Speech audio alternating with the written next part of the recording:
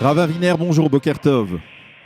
Bonjour Boker-Tov, chers auditrices, chers auditeurs. Merci beaucoup d'être avec nous ce matin. Nous vous avons sollicité pour vous demander de nous parler de la formation que vous avez décidé de soutenir aux prochaines élections. Il s'agit du parti Noam. Alors, ce parti est un nouveau parti. Expliquez-nous quelle est cette plateforme politique et idéologique.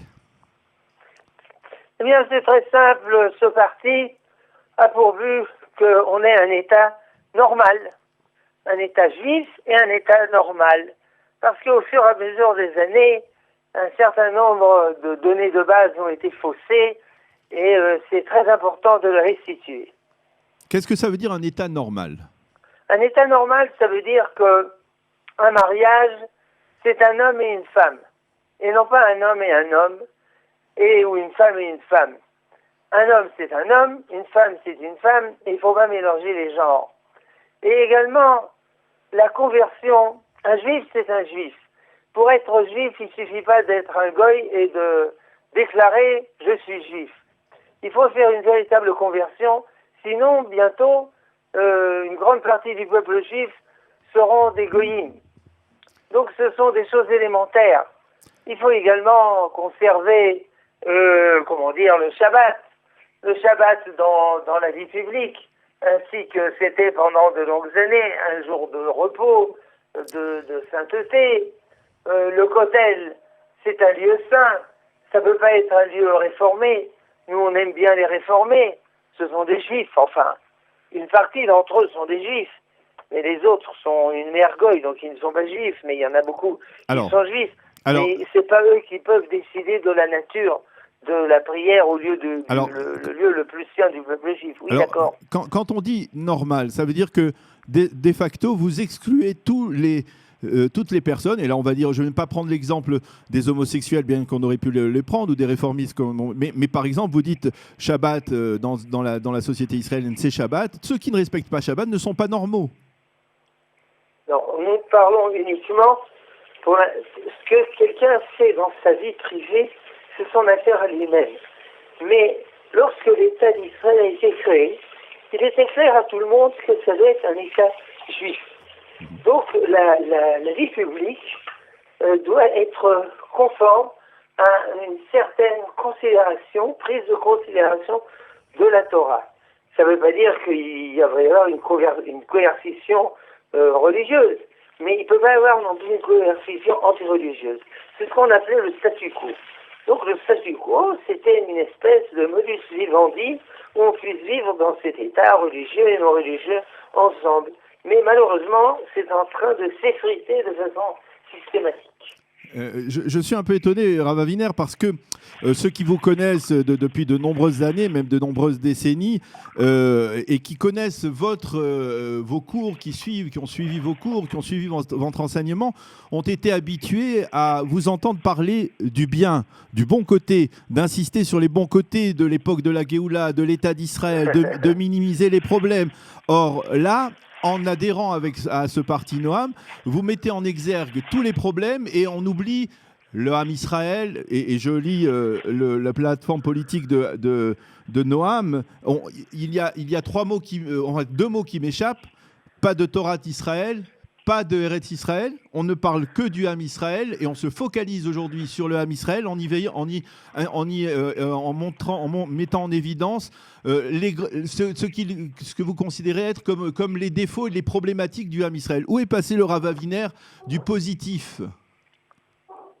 Non, tout ça c'est totalement positif. Nous avons une profonde foi dans le peuple juif.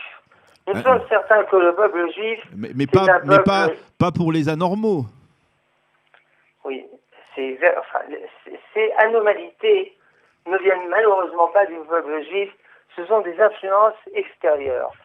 Il y a des groupes extrêmement puissants de goyim en Europe qui veulent, annihiler le peuple juif. Nous le savons très bien. Mais il y en a toujours eu, Rava Winer. Il y en avait aussi au moment de la création de l'État d'Israël, au moment du début du sionisme moderne. Vous avez raison. Le Rav Kook les a rapprochés, les a enlacés, a essayé de et les a mis en exergue. Il a mis leur côté, leur beau côté, au lieu de mettre en exergue la problématique pour certains que cela pouvait poser. Pourquoi ce changement d'approche aujourd'hui? Non, je me suis mal exprimé. Je ne parle pas des Juifs.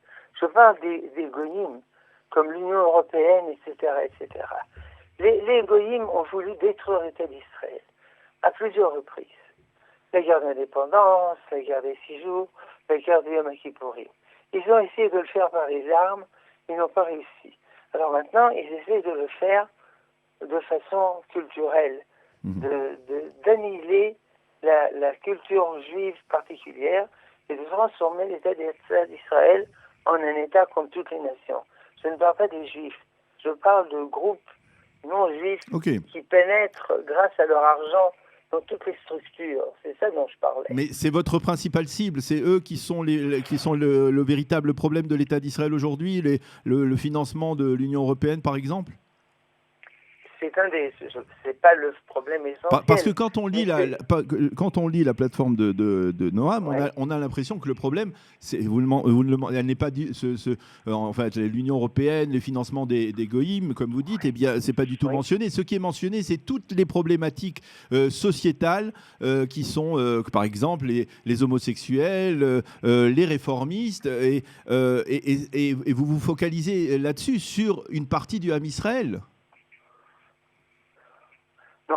Encore une fois, il faut aimer chaque juif, quelles que soient ses positions. Mais pour l'instant, il s'agit d'autre chose. Il s'agit de la nature de la nation juive, de la nature de l'État juif. Et il est hors de question de la fausser. C'est de ça qu'il s'agit. Il faut aimer chaque juif. Mais ça ne veut pas dire que ses opinions sont bénéfiques pour l'État juif. Si elles ne sont pas bénéfiques pour l'État juif, il faut les contrer. Il y a un profond distinguo entre les divergences d'opinion qui sont légitimes et les divergences de cœur. Il n'y a pas de divergence de cœur, mais il y a des divergences d'opinion. Et si on ne lutte pas pour ces opinions, eh bien, elles risquent d'être faussées. Vous avez sûrement lu Rhinocéros. Il y a des opinions inexactes, et si on ne les contre pas, eh bien, elles arrivent à saisir toute la société. C'est également... Mais justement, il y a quelques jours, il y a 2-3 jours, un clip vidéo est paru dans lequel on faisait un amalgame total, on mélangeait tout le monde, on mettait tout le monde dans le même sac, les nazis, les terroristes palestiniens, les réformistes juifs et les homosexuels et leur communauté. Pourquoi faire cet amalgame? Pourquoi justement... Et je dois avouer, pour le dire, dans ce clip, il y avait beaucoup de violence et très peu de Noam, parce que Noam, ça veut dire douceur, si je ne m'abuse. Enfin, je n'ai pas vu ce clip, mais vous posez la même question de vous la 6e fois. Et je réponds 6 fois la même chose. Ça ne sert à rien de se répéter. La Torah inclut des commandements positifs et des commandements négatifs. Je ne sais pas, 248, 365, etc. Et quand on aime quelqu'un, on aime une personne, ou on aime un État, il faut également la défendre de ce qui peut lui causer des désordres. Et parfois, il faut dire les choses clairement. Parfois, il est écrit dans la Torah interdit, assourd. Parfois, il est écrit dans la Torah que c'est grave. Et quand on aime quelqu'un, on ne le laisse pas, se noyer dans des eaux tumultueuses.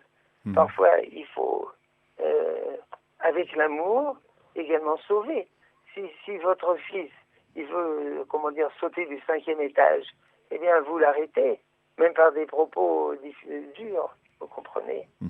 C'est pas laisser les choses se déglinguer On, totalement. on- C'est on- pas on une a, on a preuve un peu d'amour. on a un peu le sentiment que y a pas, c'est-à-dire, dites-moi si je me trompe, et je ne veux pas, mais on a un peu l'impression que vous avez mis de côté, on va dire, cet enseignement majeur du Rav Kook qui était la Avat Rinam, qui était censé reconstruire, permettre la reconstruction du Beth Amikdash, pour se focaliser sur un langage qui est Je ne sais délibérément pas. dur. Vous le dites, vous le dites vous-même. Parlez durement. Il faut les choses ensemble. Je vous explique déjà 8 fois la même Oui. chose et vous voulez par la force me faire dire des choses que je ne dis pas. Comme ça, on n'avancera à rien. Bon. On aime le peuple juif, on aime chaque juif. On veut conserver un État juif. Le sionisme, c'est pour avoir un État juif. Si on veut un État qui soit, comment dire, un État de tous les citoyens, dans toutes les directions, eh ben, il est plus facile d'habiter en Amérique, ou même en France, après la Révolution française. Alors, on veut avoir un État juif. Mais il y est, Rav Aviner, l'État juif. Il y a jamais eu autant de yeshivot, il n'y a jamais eu autant de vies Non, juives. On est un État d'accord. juif. Non, j'ai pas dit un État où il y a des juifs. J'ai dit un État juif. En hébreu, on dit Je comprends. Medinat Yehudim, et en allemand aussi Judenstaat. Mais en français, on dit l'État juif. En anglais aussi. Alors, Donc, on veut un État juif. Un État juif, c'est un État qui se conduit conformément à la Torah. Et c'est ce qui s'est passé pendant environ 60 ans, 70 ans. ah Et bon maintenant, je n'ai pas souvenir que Ben Gurion et les responsables du sionisme, les fondateurs de l'État d'Israël, étaient des gens qui étaient particulièrement par respectueux. exemple, le statu quo, Oui. c'était quelque chose accepté par Ben Gurion.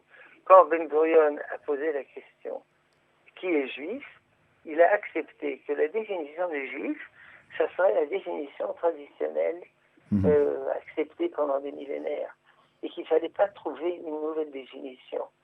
Donc, il a dit ça par une profonde responsabilité. Si n'importe qui se proclame juif devient juif, on est bien d'accord que le peuple juif va totalement se disloquer. C'est comme c'est arrivé malheureusement au judaïsme réformé en Allemagne, et maintenant c'est en train d'arriver en Amérique. Alors, je ne vais pas vous faire répéter une 10e fois ce que vous êtes en train de me dire, mais je voudrais parler d'un autre angle. L'opportunité de créer ce parti aujourd'hui, à un mois des élections, il a été créé il y a quelques semaines, mais dans le cadre de la campagne électorale. Et là, je vous pose la question, Rav Aviner, est-ce que vous avez le sentiment que votre formation peut envisager de passer le seuil d'éligibilité, c'est-à-dire plus de 150 000 mandats, 150 000 voix? Vous pensez que c'est raisonnable? Moi, personnellement, c'est pas mon métier de m'occuper de ça. Mais là-bas, il y a des gens extrêmement sérieux.